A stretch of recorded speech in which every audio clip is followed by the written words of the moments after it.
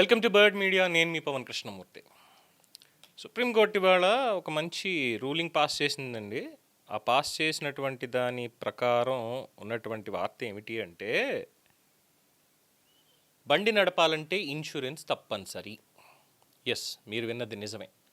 భారతదేశంలో మొత్తం 16.59 కోట్ల something vehicles without insurance road మీద నడుస్తున్నాయి. సో దీనికి సంబంధించి దేశంలో రోడ్డు భద్రత విషయంలో సుప్రీంకోర్టు చేసిన వ్యాఖ్యలే ఇప్పుడు పెద్ద చర్చకు దారితీస్తున్నాయి అన్నమాట. ఇన్సూరెన్స్ లేని వాహనాలు ఇకపైన రోడ్ల మీద తిరగకూడదు. ఇలాంటి వాహనాలకి పెట్రోలు, డీజిల్ ఇవ్వకుండా విధానాన్ని మీరు పరిశీలించాలి అంటూ కేంద్రానికి కీలకంగా సూచనలు చేసింది గౌరవ సుప్రీంకోర్టు వారు. I respect.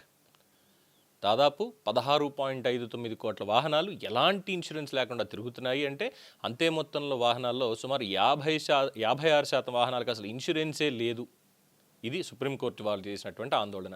ఎస్, ఇదేమీ చిన్న విషయం కాదు. ఎందుకనంటే ముందుగా సోషల్ రెస్పాన్సిబిలిటీ గురించి మాట్లాడుకుందాం.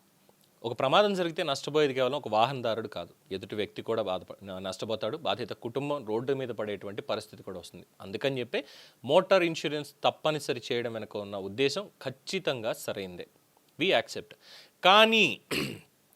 కానీ ప్రజాస్వామ్యంలో ఒక ప్రశ్న అడగడం అయితే తప్పు కాదు కదా.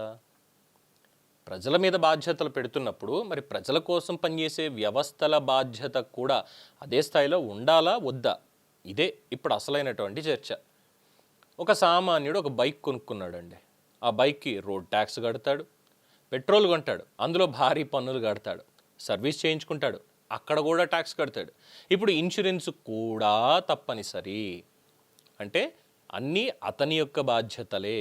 అయితే అదే వ్యక్తి పొద్దున్నే బైక్ తీసుకుని రోడ్డు మీదకి వస్తే, ఆ రోడ్డులో గుంతలుంటే, నిర్మాణ లోపాలతో బ్రిడ్జీలుంటే, సరైన సిగ్నలింగ్ లేక ప్రమాదం జరిగితే మరి అప్పుడు అతని ప్రాణానికి భరోసా ఎవరిస్తారండి? అంటే ఒక వ్యక్తి ఇన్సూరెన్స్ కట్టకపోతే చట్టం వెంటబడుతుంది, ఫైన్, మీరు పడాలి, తప్పు లేదు. మరి ప్రజాధనంతో ప్రజల కోసం నిర్మించినటువంటి రోడ్లు 5 ఏళ్ళు కూడా నిలబడకపోతే ఆ కాంట్రాక్టర్ మీద, ఆ వ్యవస్థ మీద, ఆ ప్రభుత్వం మీద అదే స్థాయిలో మరి చర్యలు తీసుకోవడాలు అవి ఉంటాయా? ఇదే క్వశ్చన్ అడుగుతున్నారు సార్. ఇక్కడ ఇంకొక ఇంట్రెస్టింగ్ పాయింట్ కూడా వస్తుంది. దేశంలో కోట్ల సంఖ్యలో వాహనాలకి ఇన్సూరెన్స్ లేదని చెప్తున్నారు. అందుకే పెట్రోల్ బంక్ దగ్గరే వాహనం ఆపేసి ముందు ఇన్సూరెన్స్ చూపించు, ఉంటేనే పెట్రోల్ పోస్తాం, లేదంటే డీజిల్ పోస్తాం అనే పరిస్థితి. అంటే ఇప్పుడు అదే రావాలి, ఖచ్చితంగా అదే రావాలి. ఎందుకంటే సెగ్రిగేషన్ చేసి బాబు హైదరాబాద్లో ఇన్ని బళ్ళు ఉన్నాయి, దీనికి ఇన్సూరెన్స్ లేదు కాబట్టి హైదరాబాద్లో ఉన్న బంకులన్నిటికీ ఆ వెహికల్ నెంబర్లో పంపిస్తున్నాం, మీరు వెరిఫై చేసి పెట్రోల్ కొట్టకండి. ఎట్టుంటుంది పరిస్థితి? పెట్రోల్ బంక్ దగ్గరికి వెళ్ళిన తర్వాత వాడు ముందు అడిగేది ఇన్సూరెన్స్ తీ, ఉంటేనే పోస్తా, లేదంటే బండి వదిలేసి వెళ్ళిపో. ఇదే జరిగితే ఎలా ఉంటుంది పరిస్థితి?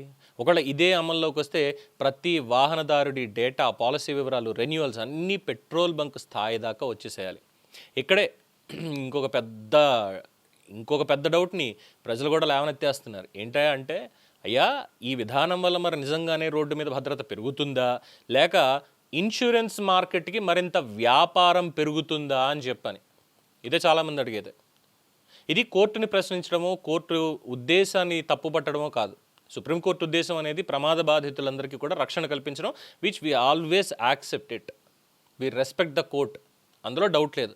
కానీ ఏ విధానం అనేది వచ్చినా సరే దాని పారదర్శకత ఉండాలి ఆ అమలు చేసే దాంట్లో.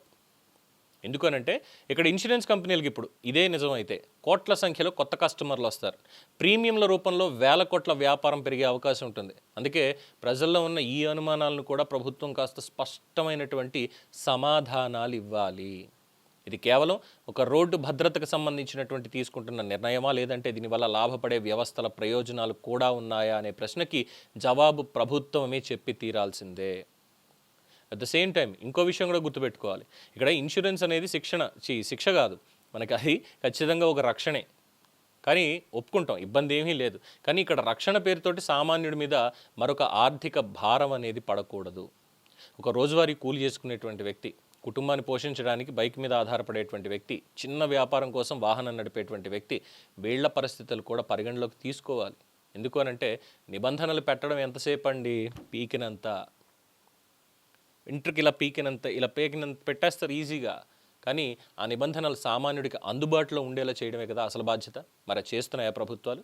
సో అక్కడ ప్రభుత్వం ఒక విషయం చెప్పాలి, మీ వాహనానికి ఇన్సూరెన్స్ తప్పనిసరి అంటున్నాం సరే, కానీ మీ ప్రయాణానికి ఉపయోగించే రోడ్లకు కూడా నాణ్యత ఇన్సూరెన్స్ మేము ఇస్తున్నామా అని చెప్పి వాళ్ళే చెప్పాలి. ఇది ఒక వాహనదారుడు బండి ఫిట్నెస్ వాళ్ళే చూసుకోవాలి, ఇబ్బంది లేదు. మరి రోడ్ల ఫిట్నెస్ ఎవరు చూసుకోవాలి? బ్రిడ్జిల ఫిట్నెస్ ఎవరు చూసుకోవాలి? సిగ్నల్స్ ఫిట్నెస్ ఎవరు చూసుకోవాలి? ప్రభుత్వం చూడాలిగా. మరి ప్రభుత్వం ఎప్పుడు చూస్తుంది ఇవన్నీ? ఒక పౌరుడు తన పాలసీ రెన్యువల్ చేసుకోవాలి, ఓకే. మరి ప్రభుత్వాలు కూడా తమ పనులకి నాణ్యతకి జవాబుదారీగా ఉండాలి కదా. మరి ఎప్పుడు ఉంటారు? ఇలా ఉన్నప్పుడు మాత్రమే వ్యవస్థ మీద ప్రజలకు నమ్మకం కలుగుతుంది తప్ప ప్రజల్లో లేదంటే ఒకటే ప్రశ్న ఎప్పటికీ మిగిలిపోతుంది, అయ్యా మా బండికి ఇన్సూరెన్స్ లేకపోతే పెట్రోల్ ఆపేస్తారు సరే, మరి మీ రోడ్లు మీ ప్రాజెక్టులు ప్రజల ప్రాణాలకి ప్రమాదకరంగా మారితే మరి మీ బాధ్యత ఎక్కడా? ఇదే క్వశ్చన్ చేస్తారు. కానీ సుప్రీంకోర్టు ఇచ్చినటువంటి దీనికి మాత్రం, ఈ ఇన్స్ట్రక్షన్స్కి మాత్రం హ్యాట్స్ ఆఫ్. నిజంగా ఇబ్బంది ఏమీ లేదు, అసలు ఇబ్బంది లేదు. నెలకి ఒక 30,000 సంపాదించుకునే వ్యక్తి ఒక బండి కొనుక్కుందాం అనుకుంటాడు. ఇప్పుడు ఎంత ఉందండి స్టార్టింగ్? ఒక బండి కొనుక్కోవాలంటే 4 స్ట్రోక్దో లేదంటే ఒక స్కూటీనో కొనుక్కోవాలంటే ₹1,00,000 1,20,000 కదా. ఈఎంఐ పెట్టుకుంటాడు, డౌన్ పేమెంట్కి ఒక నెల జీతం ముందు ఎగిరిపోద్ది. తర్వాత దగ్గరగా 24 నెలల పాటు ఈఎంఐ పెట్టుకోవాలి. అంటే వాడు సంపాదించే 30,000లో అటు ఇంట్లో ఇవన్నీ చూసుకోవాలి, ఈ ఈఎంఐ కట్టాలి. అంటే ఇక్కడ ఇన్సూరెన్స్ కట్టడం దగ్గర ఆ మాత్రం డబ్బులు లేవా? సంవత్సరానికి ఏదో దానికి తగలేస్తారు కదా, బట్టలు కొనుక్కోవడానికి ఇంకో దానికి. ఓ నెల కొనుక్కోకపోతే ఏమైనా అయిపోతుంది, దాంతో ఇన్సూరెన్స్ కట్టచ్చు కదా. హోల్డ్ ఆన్, అక్కడే హోల్డ్ ఆన్. తెలుసు, అందరికీ తెలుసు, ఎవ్వరూ కాదనరు. కానీ ప్రభుత్వానికి రిజిస్ట్రేషన్ ట్యాక్స్, రోడ్ ట్యాక్స్ కడతాం, ఇది లైఫ్ ట్యాక్స్, అది బండిలో సమ్ పర్సంటేజ్ ఎంతో ఉంటుంది. ఇవి కాకుండా ఇతరత్ర ఉండేటువంటి ట్యాక్సులు. పెట్రోల్ కొంటూనే ఉంటాం, పెట్రోల్ మీద ట్యాక్స్ కడుతూనే ఉంటాం కదా. మరి ఇప్పుడు నాకు రోడ్డు బాగాలేకపోతే, గోతుల్లో పడితే, నాకు నడ్డి నొప్పి వస్తే, హాస్పిటల్ ఖర్చులు పెరిగితే మరి వాటన్నిటికీ ఎవరిస్తారు సార్? దిక్కుమాలిన రూల్స్ పెట్టడం మాత్రమే కాదు, దానికి కాస్త బాధ్యతాయుతంగా ఏం చేయాలి ఏం చేయకూడదు అనేటువంటివి కూడా ఉండాలి, ఉండి తీరాలి. అన్నీ కూడా ఎలా ఉందంటే పరిస్థితి, కడుతున్నారు కదా సామాన్యులు, కట్టకుండా ఎక్కడికి పోతారు, ఇళ్ల మీదే బాధేద్దాం మనకు అలాంటి ఏం అవసరం లేదు అనుకుంటున్నారు అలాగా. అంతే తప్ప అసలు వాస్తవ పరిస్థితి ఇది. మనం ఏది చూడాలి, ఏది ప్రోయాక్టివ్గా ప్రొడక్టివ్గా ఉండేవి కొంచెం చూసుకోవాలి, కొంత రిలాక్సేషన్ వాళ్ళకి ఇవ్వాలి అన్నటువంటిది మాత్రం లేదు, రైట్. పెట్రోల్ ఇప్పుడు అక్కడి నుంచి మనకి రాదు, అమ్మో ఇది కూడా ఒక డౌటేనండి. ఎందుకంటే యుద్ధం ముదురుతోంది అని అంటున్నారు కాబట్టి ఇంకా అక్కడి నుంచి మనకి చమురు సరఫరా ఆగిపోయింది అనుకోండి, అడుక్కు తినాలి. సో అందుకని ముందు జాగ్రత్త చర్యగా బాబు ఈ 16 కోట్ల వాహనాలు మీరు నడపద్దమ్మా రోడ్ల మీద, పెట్రోల్ అసలు చాలా షార్టేజ్ ఉంది మనకి అన్నటువంటి ఒక పాయింట్లో కూడా ఇదేమైనా తీసుకొస్తున్నారా అన్న అనుమానాలు కూడా కలుగుతున్నాయి. అలాగా మీరు గ్యారంటీ ఇవ్వండి, ప్రజలు కూడా గ్యారంటీ ఇస్తారు. మీ పనులకి మీ బాధ్యతకి మీరు అకౌంటబుల్గా ఉండండి, ఆటోమేటిక్గా ప్రజలు చేయాల్సుకునేవి వాళ్ళు చేసుకుంటారు. అంతేగాని ఇబ్బడి ముబ్బడిగా పెంచేసి ఇన్సూరెన్స్ రేట్లు పెరిగిపోయాయి, ఒక్కొక్క పాలసీ ఒక్కొక్కలా ఉంటుంది, థర్డ్ పార్టీ ఇన్సూరెన్స్ లేకపోతే ఇంకోటి, ఈ రకమైనటువంటి ఎన్నో పెడుతున్నారు లొసుగులు.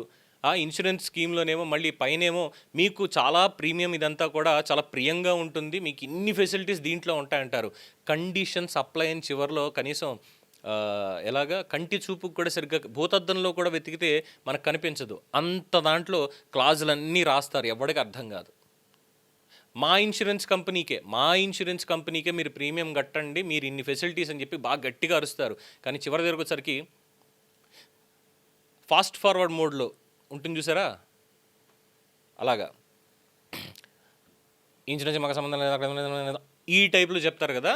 మరి వీటికి కూడా అకౌంటబిలిటీ అనేది చేర్చితే, ప్రజలకి ట్రాన్స్పరెన్సీగా ఇస్తే అప్పుడు దీన్ని ఏమన్నా ఆలోచించేటువంటి అవకాశం ఉంటుంది. అంతేగాని మీరు అది కట్టలేదు కాబట్టి మీరు చేసేయాలి, మిమ్మల్ని ఇచ్చేసేస్తాం, మీరు రోడ్డు మీదకి వెళ్ళడానికి లేదు ఇది అంటే ప్రజలు కూడా మీకు కట్టడం మానేస్తారు. చాలా లెక్కలు ఇవన్నీ కూడా తీయమని చెప్తారు. సో అనవసరమైనటువంటి చర్చ కాదు, అవసరమైనటువంటి చర్చ కావాలి, అలాగే ట్రాన్స్పరెన్సీ కావాలి అమలులో కూడా. చూద్దాం, దీని మీద మళ్ళీ ఇంకోసారి మాట్లాడుకుందాం డెఫినెట్గా. మీ అభిప్రాయాలు కామెంట్స్లో తెలియచేయండి. చూస్తూనే ఉండండి ది బర్డ్ మీడియా. ఈ వీడియో మీకు నచ్చినట్లయితే లైక్ చేయండి, షేర్ చేయండి, సబ్స్క్రైబ్ చేయండి. మరిన్ని అప్డేట్ల కోసం మా వాట్సాప్ ఛానల్ను ఫాలో చేయండి.